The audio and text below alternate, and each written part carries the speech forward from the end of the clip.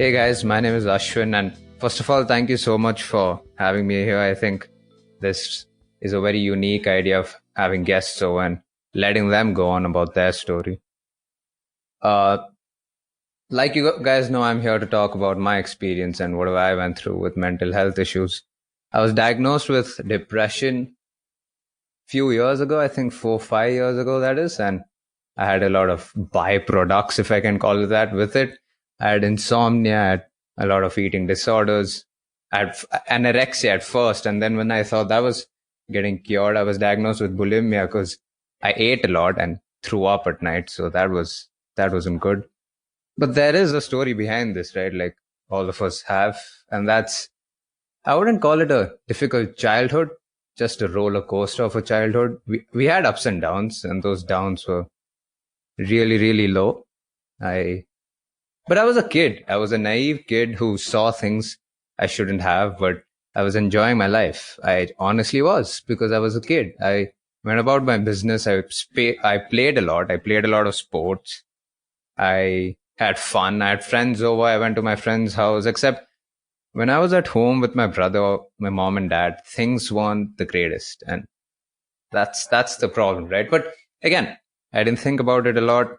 Life went on and puberty hit me. Surprise, surprise. So in the last 5 years, I think maybe 6 years, I've been in a relationship for five of them with three different girls, two for 6 months each and one for 3 years. And that made up my 4 years. That is, sorry, 4 years. And but in that 3 year relationship, particularly, there were a few triggers that had brought a flashback in my memory. I'm not blaming the relationship as such, just that there were a lot of things that happened during the course of the relationship. My fault. No fault, but no blame games. But things happened, and I had triggers. And that's when I realized that there are a lot of things in my mind that I'm not thinking about and then just pushing it aside. And all of those memories when I was a kid hit me because I could relate to what was actually going on in my relationship. And that's when, so it's funny because I wanted to be a cricketer. I used to go to the gym. I was first a slob, fat man. And then I started working out, wanted to be fit for the game, of course, to play cricket. I don't know how many have heard the sport cricket, but it's pretty famous in India, or even around the world for that matter. And then these things happened, right? The trigger happened in the relationship, and then it was all downhill from there. I didn't know what I was going through, so I connected to my school student council. I was still in school at that time. And we spoke for quite a lot, 3, 4 months. She was very sweet because she's a student council of a school, and she didn't have to talk to me over the phone, but she did, which was great. She's an amazing human being. So, and she said that I may have depression. She cannot diagnose me, of course. She's just a student counselor. So she told me to look out for help and go get help, which I didn't. Because in India, there's this problem where a lot of older generations aren't really open about mental health and its existence. But I fortunately had good parents, open-minded parents, so to say. One of them understood, another one took some time, but I got help, and that's when I was diagnosed with all of this. The problem was I was still in a relationship. The same relationship that went on for 3 years. And I didn't realize how toxic I was going to get. So here's the deal. I told her so we decided that we should break off, except we didn't. And that's my fault. And I was so toxic. I didn't think I could get that toxic, but I was unconsciously so toxic. I don't think I was abusive, but I was in that gray area. And oh God, she accepted my apology now, few years later. But oh Lord, the things that I did, even to a friend, because I cut out my friends, I cut out a lot of my friends, even the relationship I was in, I became very distant. I was just a very toxic human being. And that's also because it's not an excuse. Of course, it's not an excuse, but that's also because I was mentally so down because the only thing I would hope for before sleeping, and this is the only line of hope I had. I didn't believe in hope. I didn't care about hope. But that small 1% of hope that I had was if I sleep tonight, I don't want to wake up tomorrow morning. I don't want to tomorrow. I don't want to open my eyes. But I kept opening my eyes because I kept waking up, and that was dark. I remember days when I wouldn't eat food.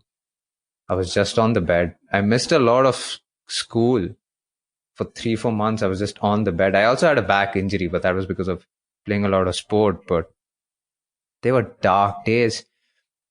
This is funny. I didn't know I had eating disorder. So I was a lot into fitness, right? So I wanted to make sure my weight was maintained and all that. But after depression, after I was diagnosed, I stopped playing cricket with an excuse of studying. That didn't happen. I just stopped playing cricket because I completely hated the sport, a sport that I adored.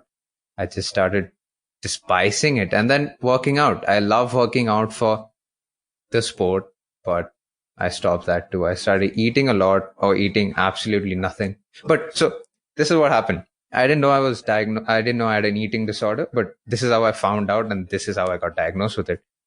My weight was around 65 for a 18-year-old kid, which was okay. I was so conscious about my weight all the time, about my body, because I was fat and now I was leaning down. And all of my friends and family kept telling me that I look different, that I look great, which always played in my mind. And I always wanted that praise. I was almost addicted to that praise.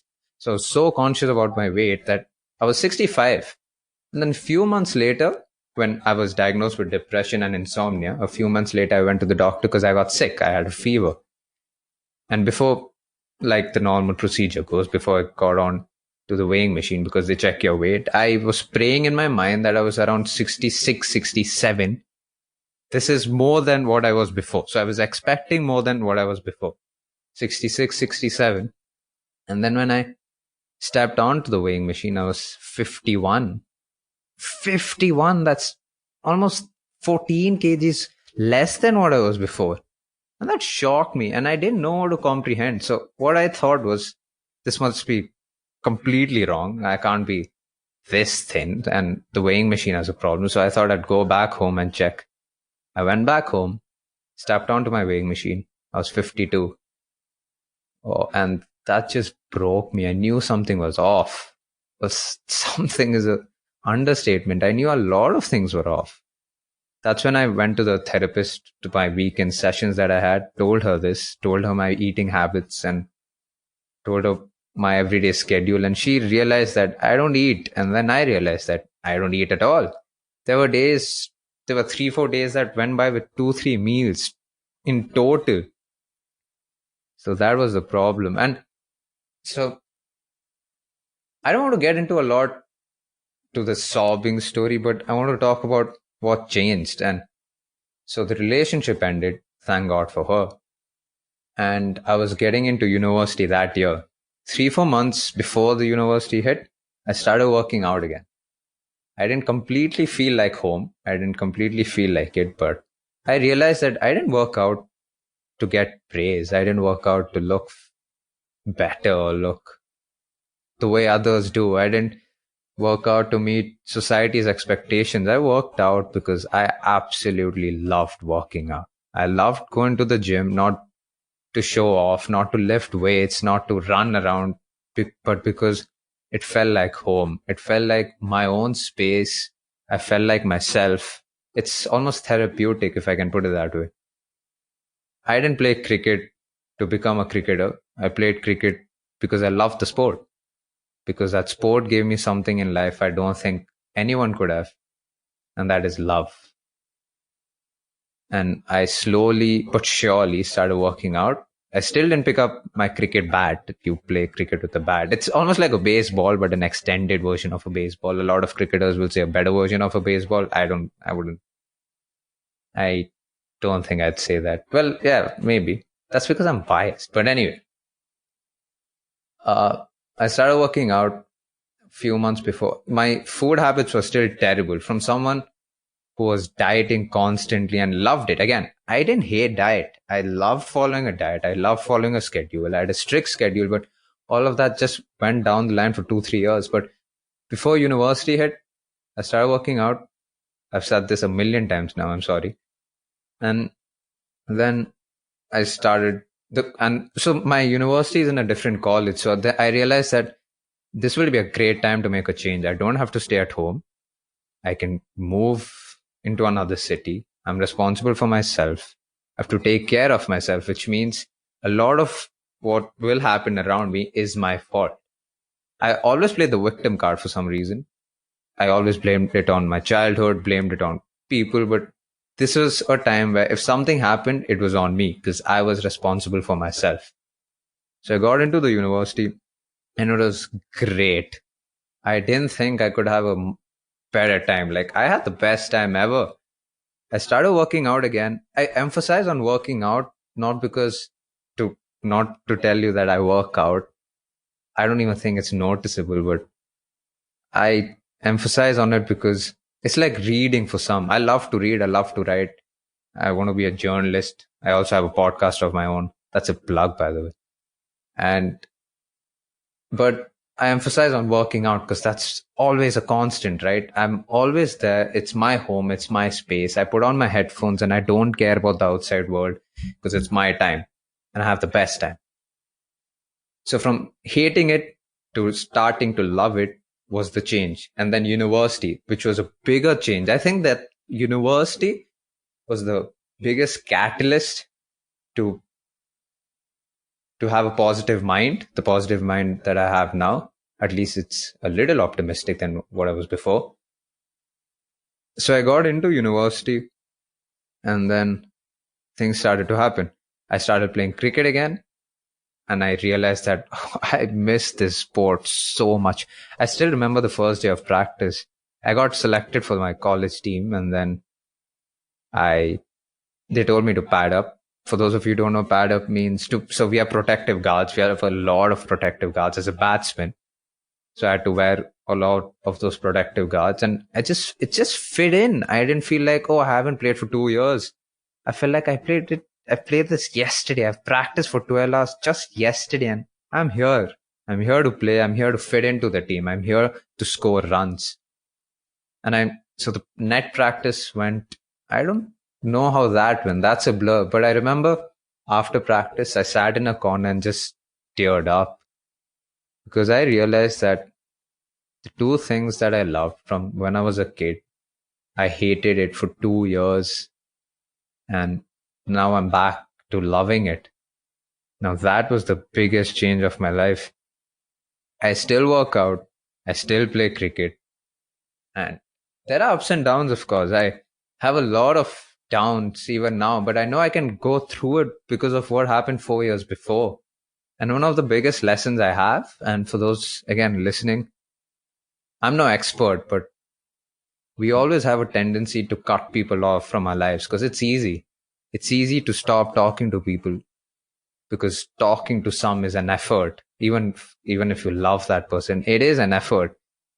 Not talking is an easier part to follow, and that's what I did for 2 years. Oh, my best of friends, right? I have a lot of friends who I consider family. I cut them all off for 2 years. And those were my dark periods because I didn't know what to do. I had a therapist, I had a student counselor. Those were my two go-to people, but I had no friends. The one friend that I have, he's my podcast co-host, by the way. It's again a plug. He was always there. And there was another friend from another school who was always there. So I had couple, except I couldn't always go to them, right? I couldn't go there, rant, because they had their own lives. They needed to do their own thing. So I couldn't always disturb them. And the friends that I had, I cut them all off because, like I said, it's the easiest thing to do. But once I started recovering, once I started going through the process, and before I finished this, a lot of people have a tough time going through the process, going through listening to what the therapist says, listening to what the psychologist says. And it is tough. I didn't do what they told me to do for a year because I just thought, I don't care anymore. I just want to end this. I don't care about life. I don't care about living. I don't care about getting better. I just care about not being in pain. And the easiest way to not be in pain, like I said, we always take the easiest path, is to die. And that's all I had in mind. But I started trying a few things for the sake of people around me. I realized I was very toxic, and a lot of people around me, even the people I was in touch with, or even my family for that matter, disliked me a lot more than I thought they would.